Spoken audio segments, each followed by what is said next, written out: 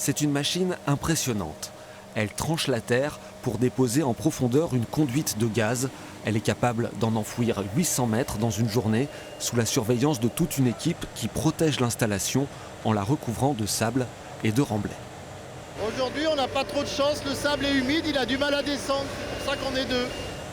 Il faut bien étudier le terrain avant d'intervenir pour ne pas abîmer les routes ou les canalisations existantes. C'est pour ça qu'on fait les sondages et donc on est attentif, on fait de la géodétection pour voir un petit peu tous les réseaux qu'il peut y avoir, y compris des sources, parce qu'il y a beaucoup de réseaux qui ne sont pas signalés, des bus, des sources, et souvent des réseaux qui ne sont pas là où c'est prévu. Cette canalisation s'étendra sur 32 km pour relier le réseau de Limoges à une ferme située à Meillard, dans le nord de la Corrèze, où un important méthaniseur est en construction.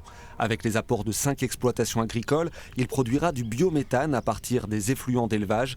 Dans un contexte de crise énergétique, ce gaz renouvelable a les mêmes usages que le gaz naturel. On a énormément de dossiers plutôt issus de l'agriculture et donc qui est en périphérie des grandes villes, et on va faire des canalisations du coup pour les raccorder là où il y a le plus de consommation, donc sur les grandes agglomérations. 150 sites de méthanisation ont vu le jour en France en 2021. Plus de 1000 projets sont à l'étude. Selon GRDF, le biométhane pourrait couvrir 20% des besoins du pays avant 2030.